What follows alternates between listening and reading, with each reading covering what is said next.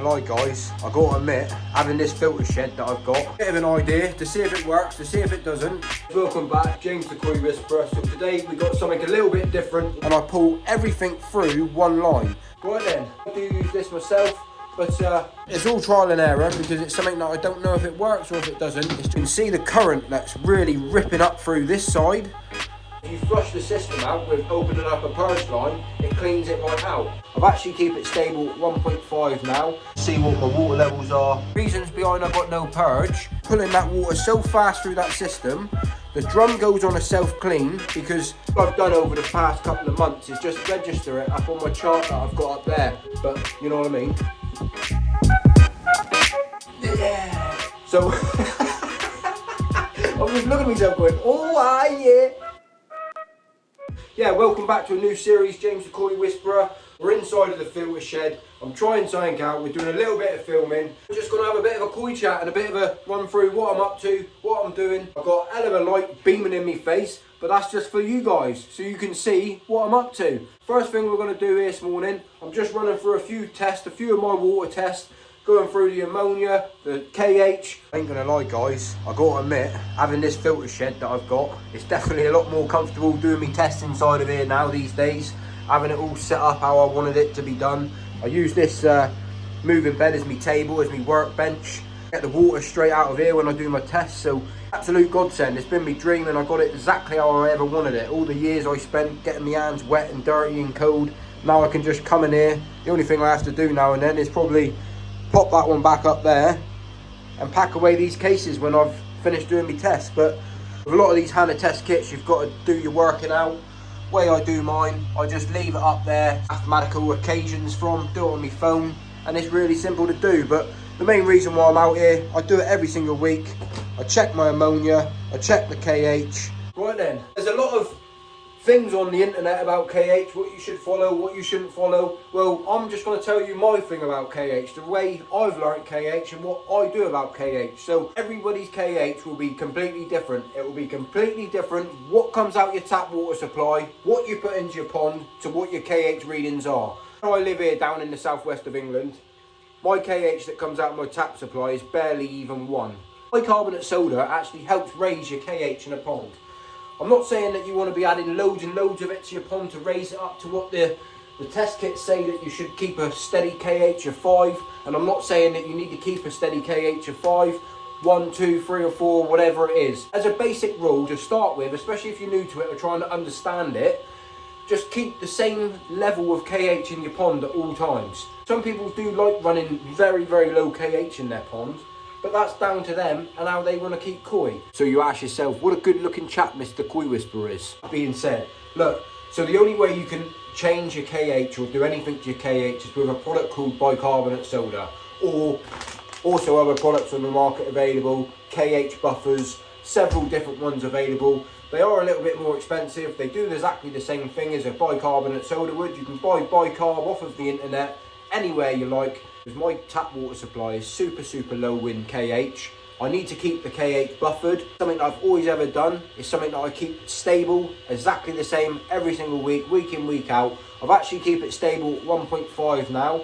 Something that I come out, I clock it every single week. I add the exact same amount of bicarbonate soda in every single week. All I got, my little tub, and I've worked it out that if I put a cupful in, which that there doesn't seem a lot, it's a small cup, look. It's a small cup, he's a midget cup. All I've done over the past couple of months is just register it up on my chart that I've got up there. Just working out how much I needed to add each week to get the exact same dose, and I found myself a perfect little number now. If I don't need to add any in, I won't add it in. Bicarbonate soda, there's loads of things you can talk about it, what it does, how it works. But at the end time go, bicarbonate soda, what it does, if you're struggling with low KH from your tap water supply, use a product called bicarbonate soda to help raise your KH, which the KH will help stabilise your pH, which overall will be better off for your koi. You join me back here in the filter house. Just wanted to run through a few things really, because I get a few people ask me, how come I never fitted your purge line? And I just want to run through the reasons why I haven't. So the idea behind it is all a bit of an idea to see if it works, to see if it doesn't. But the way I've been finding this at the moment is that it's been working an absolute treat. So if I send you down here a minute, as you can see down here, I've got 2 bottom drains coming up from the bottom there, coming up from the ground. with two 4-inch ball valves. I've also got a 4-inch skimmer line with another ball valve down in the back there. You can just make it out. Basically, the reasons behind I got no purge is so everything gets purged through the drum and I don't get no waste of water that I'm flushing out the system. So the reasons behind it, or how I'm making this work, I've got two 30,000 litre an hour pumps on the pond. So that's 60,000 litres, that's maximum that those pumps are capable of pulling if my pipe is all 2-inch and it's flat out, and if that actually works, it pulls 30,000 off of each pump. It's capable of pulling 30, but it doesn't actually pull 30. What I do to purge my bottom drains is that I turn off my skimmer line, which is this line. I turn off this line and I pull everything through one line. So that's in effect 60,000 litres of water an hour flowing through one line through the system. When I do that, what happens, I'm pulling that water so fast through that system, the drum goes on a self-clean because the pipes can't keep up with itself. It also starts to lower this here. I only do it for about 60 seconds and it's enough time for this water to start dripping down here because it's maximum speed. And then all I do, I turn that shut off one and then I open up the other one, and that sudden flush of this being filled back up, it just literally flushes straight through the system, right through the drum, and it just cleans out the system. I'm never going to have to purge a skimmer line because there's just not enough build-up of muck to be sat into that short length of pipe.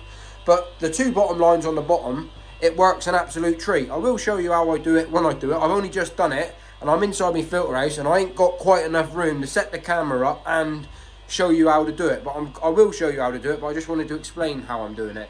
It's all trial and error. It's just a practice run more than anything. But when I do shut off one of the lines and I got the pumps running flat out, what I do find, because the way this drum works, it's got two inlets this side of the drum. The skimmer line coming in through the back of the drum, that runs around and comes in the back of the drum, and then that there feeds into here, which I do find sometimes, because I'm not pulling as much water through the skimmer line as such, I do find I get a little bit of a build up down there. That there's a build up over the past sort of, well, since the drum's been running, to be fair, and it's absolutely nothing, and I can just siphon that out if I want to. What I do find this side, as you can see this side, because I'm pulling so much water over the shower filters that I've got in the garden, you can see the current that's really ripping up through this side and through this side, and I don't get no muck whatsoever left in those bottom drains. When I pull that and twist that ball valve over and I'm pulling all through one side, the amount of current coming out one side is absolutely unbelievable. So in effect, there's never any muck or crap sat in the bottom of that line anyway, because the amount of water that I'm pulling through it. If you can think to yourself in your head, a 4-inch pipe can only capable of draining a certain amount of water per hour out of it anyway. If it's got a pump behind it or if it's completely open, it doesn't make any difference if you're pulling maximum amount of water out of a 4-inch pipe anyway. I don't find I get any sediment built up into the bottom of my drain lines just because of that reason. The main reason why I don't need to worry about having a purge line on my drains is because the amount of water that I'm flowing through it. For the people that run slower systems like a Nexus or Easy Pod or any sort of gravity fed system that need to be run slower, like a Nexus, they recommend that it needs to be run maximum. I think the maximum a Nexus can run is like, I think is it like 8,000 litres or is it 10,000 litres that you can pull through a Nexus. So the amount of water that you're pulling through is at a lot slower speed. So imagine that you've got yourself a 3 metre length of pipe and you're only pulling 8,000 litres an hour through that one bit of pipe. Over the distance of a month or 2 months or 3 months, you get a build up of crap which just starts building up along the bottom of that pipe. Well, it's because you're not pulling fast water through that pipe at one hit. So like, it's like flushing the toilet when you go for a dump. Do you know what I mean? If you've got a pile up of crap in there and you're only pulling it through slowly, if you flush the system out with opening up a purge line, it cleans it right out. But if you imagine that you're pulling that water flat out the whole time, there's never no stuff in there to build up and get in the way anyway. That's the idea why I haven't got a purge line. People can agree with it, not agree with it, but I thought I'd just say the reasons why I haven't. I only ever say the way I do stuff. I'm only trying to explain the way I'm trying to explain stuff, and that's just my little bit on it. Yeah, welcome back to a new series, James the Koi Whisperer. Yeah, I thought I'd just run you through that while I'm out here in the filter house, giving it some baked beans on toast. like you do, and I just really wanted to test out what the footage is like, me being in the filter house, because it's nice being in here, boy! What the quality's like, let me know about that as well. Filming on an iPhone 13 Pro, and well, I got a hell of a light beaming in my face, but that's just for you guys, so you can see what I'm up to. Some people say that. Yeah, yeah. Right. So, I'm just looking at myself going, oh, yeah. So yeah, long story short, guys, I keep the... Fuck. So yeah, that there was a long story short story long, I would have said, more like it. But that said, look, I do use this myself, but either or, you don't have to use a branded one. One like that costs you 2 kilos in weight, I think that is. So 1.5. When I first started off doing these video clips, I didn't realise I kept the air pumps running behind you, behind the camera now, and I had a little humming noise. So there's a little bit of a clip in here. There's a few little clips in this video. Happy days, and I'll see you on the next one. Thank your mother for the rabbits.